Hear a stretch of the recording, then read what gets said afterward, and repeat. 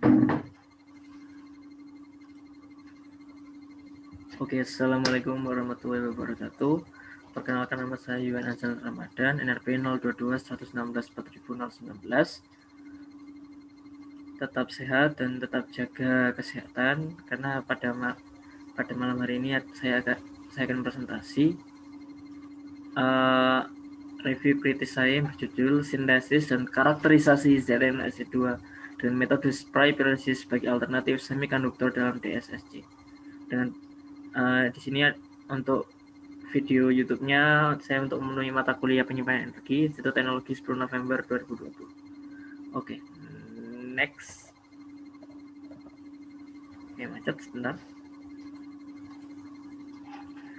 Oke, ini layoutnya, ada latar belakang, ada penelitian sebelumnya, ada tujuan review sama skema alat.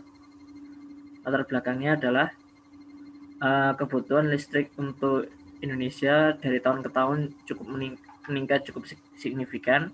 Dari tahun 2015 sebesar 910 kW per hour per kapita sampai meningkat 45% menjadi 1142 nanti forecastnya untuk tahun 2020.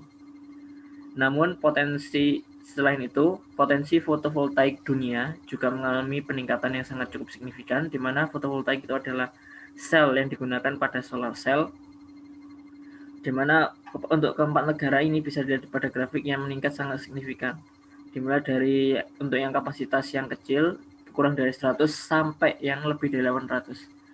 Ini menunjukkan bahwa potensi fotovoltaik itu sangat luar biasa potensinya. Selain itu, fotovoltaik lekat dengan bahan semikonduktor, di mana pada bahan yang digunakan adalah ZNO yang berwujud bubuk putih yang tidak dalam air dengan sifat fisik bullshit, zinc blended dan rock salt dengan sifat kelistrikan bandgap sekian, energi eksitasi sekian. Keuntungannya adalah mobilitas elektron yang tinggi dan bandgap yang lebar untuk semua range dari cahaya. Sifat kimianya juga unik, memiliki leburan didih 1975 derajat Celcius. Kelemahannya adalah hasilnya jadi rekomendasi elektron hole dan hanya mau menyerap sinar UV 5% sinar matahari. Batuk guys. Dan ini TU2 yang wujudnya bubuk putih yang di dalam air, sifat fisiknya rutile, anastase dan brokit. Sifat listriknya adalah 3,005 elektron volt dengan band gap anastase 3,2 elektron volt. Keuntungannya adalah aktivitas fotovoltaik yang tinggi dan stabilitas tinggi dan tidak beracuan. Sebentar, ini saya lihat dulu. Saya stop dulu. Oke. Maaf tadi ada sedikit gangguan. Saya nyalakan lasernya terlebih dahulu guys. Nah, dengan bandgap rutile 3,04 dan bandgap anastase 3,0 volt. Keuntungannya itu aktivitas fotovoltaik yang stabilitas tinggi dan tidak beracun. Sifat kimianya itu sekian, dan kelemahannya adalah dari fotovoltaik itu cukup sempit, cuma 400 untuk range cahaya 400 nanometer, dan hanya menyerap sedikit tentang cahaya. Nah, ini bentuk kristal ZNO, ada bentuk bullshit pada kondisi tekan normal, fase dengan stabil, ada zinc blended terbentuk pada berat kubik, dan ada rock salt terbentuk pada kondisi dengan tekanan yang tinggi. Semua memiliki kelebihan dan kelemahan, tetapi pada umumnya zinc blended sering dipakai. Selanjutnya, aplikasi ZNO dan ZNS2 cukup beragam, namun pada review kritis kali ini akan digunakan sebagai sumber energi untuk solar cell DSSC. Nah, ZNO sendiri seperti yang saya bilang tadi, kelemahannya itu adalah terbentuknya hole rekombinan. Maka ada 3 cara yang sudah diteliti, yaitu dengan penambahan inner metal transisi, doping dengan non metal, dan senyawa hybrid semikonduktor. Pada review kritis kali ini saya akan fokuskan untuk yang senyawa hybrid semikonduktor ZNO SiO2. Mekanisme fotokatalitik dan mekanisme fotovoltaik itu sangat cukup mirip. Jadi saya jelaskan melalui bagian ini pada review kritis kali ini, di mana cahaya dengan energi foton yang tinggi dapat menyebabkan elektron berpindah dari valence bond ke conducting bond, sehingga seolah-olah terjadi lubang. Nah, lubang-lubang inilah yang akan dapat membentuk hidroksi radikal sehingga dapat mendekomposisi senyawa organik. Itu untuk fotokatalitis. Akan tetapi yang ingin saya tekankan di sini, fotovoltaik itu juga sama. Intinya adalah bagaimana si alat semikonduktor ini nanti dapat menyerap cahaya sebagus mungkin sehingga dapat menghasilkan listrik yang efisien tanpa menghasilkan electron hole recombination. Maka dengan cara penambahan ZnO2 sehingga electron hole recombination tersebut sangat dikurangi. Sedangkan untuk mensintesis nanopartikel ZnO2 pada umumnya ada dua metode. Namun pada review kelas kali ini saya akan memfokuskan dengan spray pyrolysis karena keuntungan itu prosesnya sederhana, mudah untuk scale up, suhunya seragam, dan suhu dapat dikontrol dengan mudah. Next. Berikut adalah penelitian sebelumnya dari Madler dengan flame spray pyrolysis, bahannya zinc acrylate, peringatan konsentrasi silika menurunkan ukuran kristal lebih pada ukuran primer. Ini dari Bareka et al. Dan metode cell gel spray drying. Ini dari Widiasti et al. Dengan tubular furnace. Profil temperatur furnace-nya berbentuk parabola dan radial pada suhu minimum pada aksis. Saya dari Yang et al. Dengan bahan zinc asetat, silika secara efektif menangkap pertumbuhan agregasi partikel yang nanti sangat berpengaruh pada pemasangan DSSC. Lalu dari Hagura et al. Dengan zinc asetat pada konsentrasi LiO2 0,32 meter, kristal itu besar konstan 3,3 dan 3,3 mm. Dari Widiasti et al. ZnO komposisi terbaik itu diikuti dengan 75%, 50%, 25%, dan ZnO murni.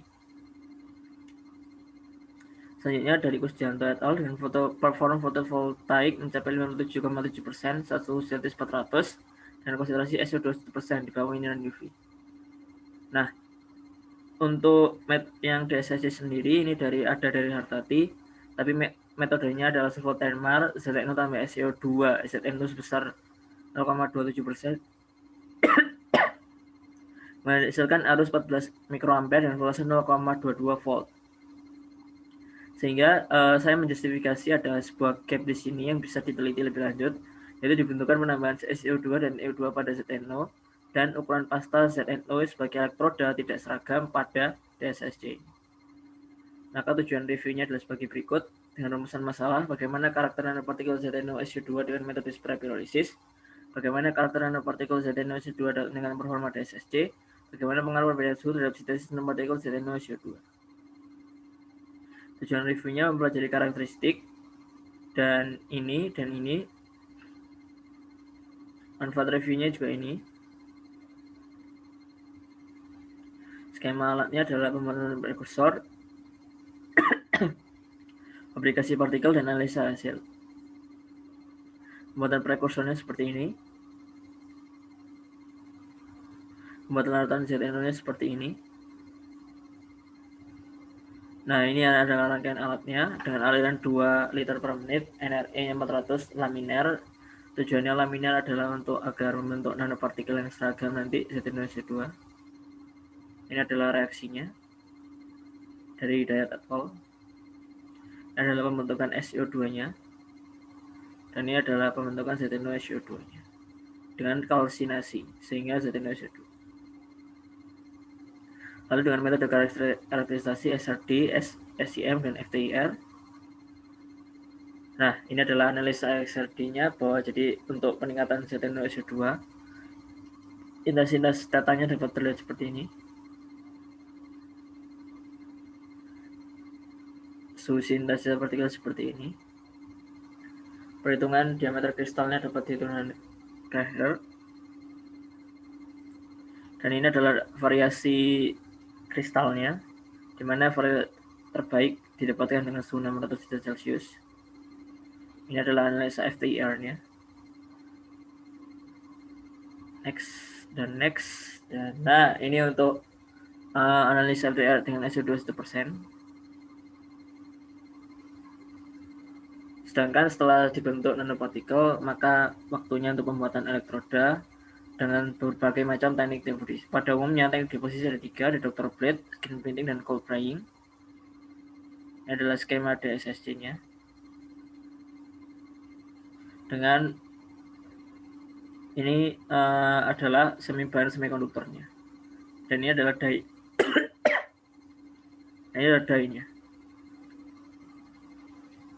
Photoelectric DSSC, jadi ini adalah cahaya, fotonnya terserap oleh alat semikonduktor dan dibantu oleh dyeing, lalu akan terjadi load pada elektroda penanding sehingga dia dapat menghasilkan arus listrik. Menghitung arus listriknya dapat diukur dengan alat amperemeter, sehingga dengan amperemeter kita dapatkan voltasenya dengan berbagai macam hambatan. Lalu dengan efisiensinya seperti ini. Asumsinya adalah loss area sesuai jurnal Hartati ini, hambatan sesuai jurnal, energi saya sekian, dengan daya kulit manggis dan daun jati. Terbukti efisiensinya CO2 dapat meningkatkan efisiensi di SSC dengan ketebalan elektron melikoda 13 mikron. Ini adalah kesimpulannya. Ini adalah saran-sarannya. Terima kasih guys telah menjelaskan. Untuk pertanyaan monggo bisa taruh di komen. Akhirul kalam, wassalamualaikum warahmatullahi wabarakatuh.